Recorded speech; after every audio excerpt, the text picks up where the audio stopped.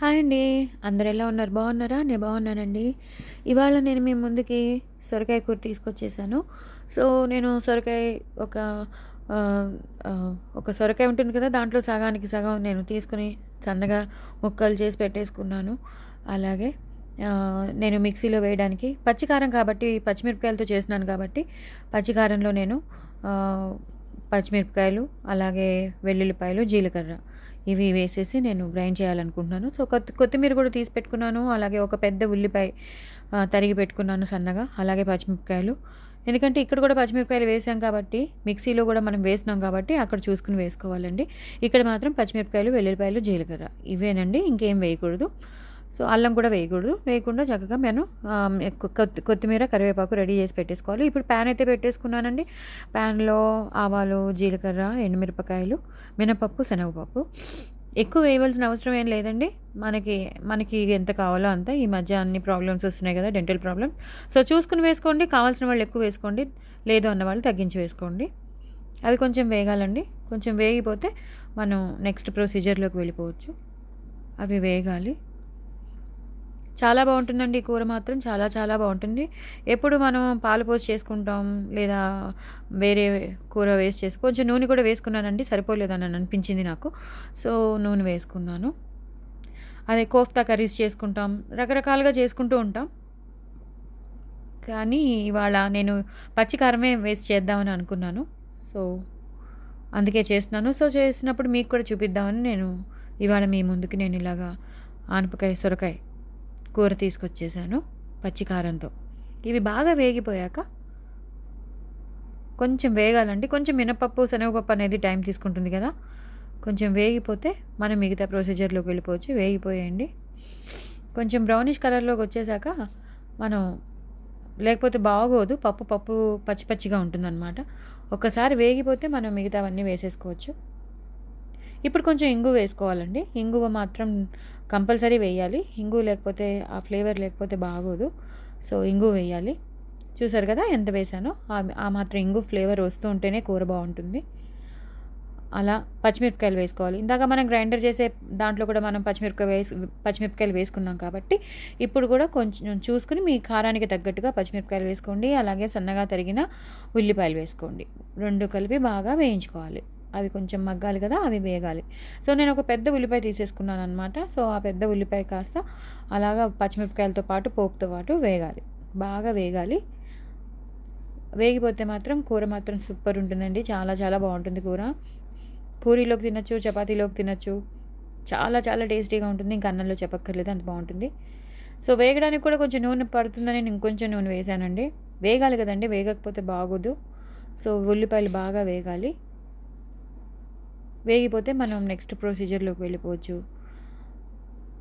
దయచేసి నా channel subscribe చేసుకోండి, సపోర్ట్ చేయండి, ఇంకో నలుగురికి షేర్ చేయండి. ఇప్పుడు కొంచెం కరివేపాకు వేసుకోండి. నేను ఇన్స్టాగ్రామ్లో పాటలు పాడుతున్నాను, అక్కడ కూడా వినండి. నా ఛానల్ సబ్స్క్రైబ్ చేసుకోవడం మర్చిపోవద్దు. ఫుల్ వీడియో వినండి, ఫుల్ వీడియో చూడండి, స్కిప్ చేయొద్దు. సో దట్ ఏమేమి వేస్తున్నానో మీకు తెలుస్తుంది కదా అండి.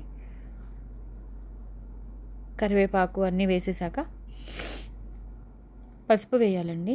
కొంచెం పసుపు వేసుకోవాలి. పసుపు వేసేసుకుని కొంచెం బాగా కలపాలన్నమాట. ఆ పసుపు అంతటికీ అంటేటట్టు కలిపేసుకోవాలి. కలిపేసుకున్నాక మనం ఇప్పుడు పచ్చికారం నేను మిక్సీలో చేసి పెట్టుకున్నాను కదండి, అదనమాట. పచ్చిమిరపకాయలు, వెల్లుల్లిపాయలు, జీలకర్ర ఆ పేస్ట్ వేసేయాలి. చాలా మంచి వాసన వస్తుందండి, మంచి ఫ్లేవర్ వస్తుంది. నిజంగా ఆ పచ్చి కారం వేస్తే మాత్రం కూర మాత్రం చాలా చాలా మంచి ఫ్లేవర్ వస్తుంది. నేను ఇంకొంచెం వేసుకున్నానండి. మీకు రుచికి తగినంతగా మీరు కారం ఎంత మీరు యాక్సెప్ట్ చేయగలరో అంత మీరు వేసుకోవచ్చు. చేసుకోవడం అయితే కొంచెం ఎక్కువే చేసుకోండి, కానీ మీరు ఎంత వేసుకోవాలో మీరు అంత వేసుకోండి. అదొక్కసారి బాగా పచ్చివాసన పోయే వరకు వేయించాలండి. పచ్చివాసన అంతా పోయాక అప్పుడు మనం అవి సొరకాయ ముక్కలు ఉంటాయి కదా, ఆ సొరకాయ ముక్కల్ని వేసేసుకోవచ్చు. ఒక్కసారి ఆ పచ్చివాసన అనేది పోతే మనం సొరకాయ ముక్కలు ఏదైతే తరిగి పెట్టుకున్నామో అవి వేసేసుకోవచ్చు అనమాట.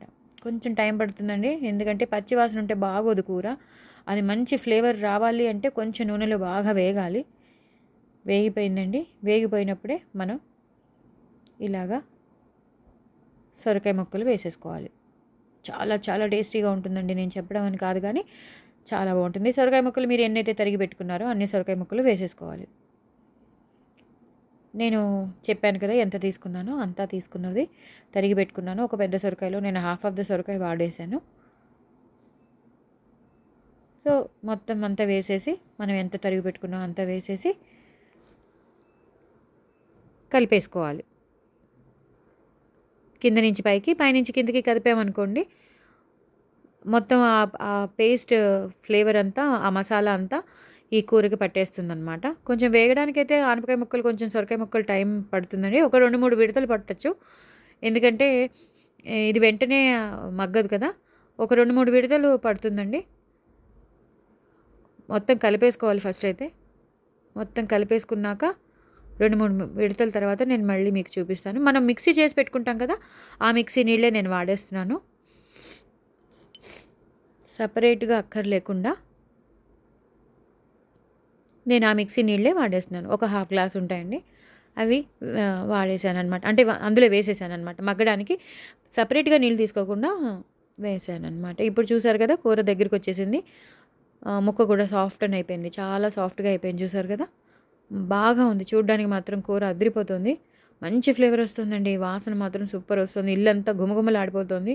ఏం చేసేస్తున్నావు అని అడుగుతున్నారు. ఏం లేదు, జస్ట్ సొరకాయ కూర అని చెప్పాను, కానీ అంత మంచి వాసన వస్తుంది. ఆ వెల్లుల్లిపాయలు, పచ్చిమిరపకాయలు, జీలకర్ర పేస్ట్ వేసాం కదండి, అందుకని. ఇప్పుడు తగినంత ఉప్పు వేసుకోవాలండి. మనకి రుచికి తగినంత ఎంత కావాలో అంత ఉప్పు వేసుకోవాలి, సాల్ట్ వేసుకోవాలి.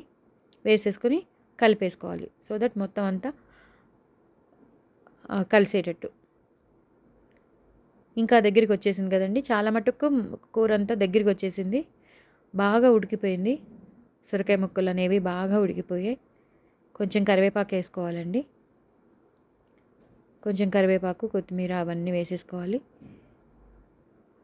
కరివేపాకు వేసుకోవాలి ఎక్కువ. అస్సలు కాంప్రమైజ్ అవ్వద్దు. కొత్తిమీర, కరివేపాకు మాత్రం అస్సలు కాంప్రమైజ్ అవ్వద్దు. ఆ ఫ్లేవర్ ఉంటేనే బాగుంటుందండి కూర.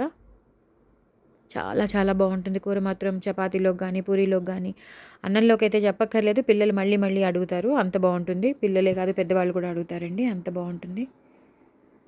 చాలా టేస్టీగా ఉంటుంది. ఎప్పుడు రొటీన్గా కాకుండా ఇలా పచ్చికారంతో చేసుకుంటే కూడా చాలా బాగుంటుంది. ఇలా మగ్గుతూ ఉండాలండి. మగ్గుతూ ఉంటే ఆ కూర అనేది చాలా మంచి టేస్ట్ వస్తూ ఉంటుంది, టేస్ట్గా ఉంటుంది. సో కరివేపాకు వేసేసుకున్నాం. అంతా దగ్గరికి వచ్చేసింది. చూసారు కదా, కూర అంతా దగ్గరికి వచ్చేసింది.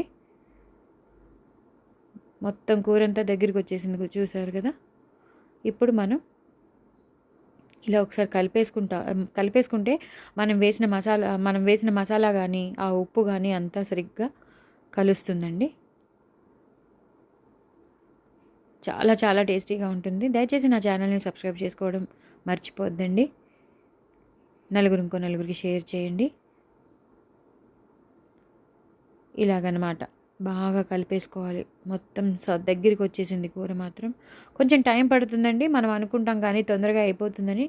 ఆ ముక్క ఉడకడం, ఆ ఫ్లేవర్, ఆ మసాలా ఫ్లేవర్ అంతా వెళ్ళడం కొంచెం టైం పట్టే ప్రాసెసే కదా, అందుకని కొంచెం మనకి ఓపిక ఉండాలండి. ఓపిక ఉంటే మాత్రం కూర మాత్రం సూపర్ ఉంటుంది.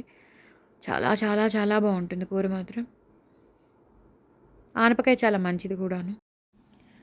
సో ఆనపకాయ మంచిదని చెప్పాను కదా, కూర దగ్గరికి వచ్చేసిందండి.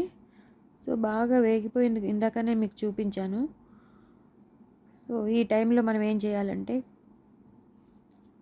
నేను ఎప్పుడు చేసి పెట్టుకుంటానని చెప్తాను కదా, ఆవాలు, మెంతుల పొడి, కొంచెం ఎండుమిరపకాయలు వేసేసి డ్రై రోస్ట్ చేసుకోవాలన్నమాట.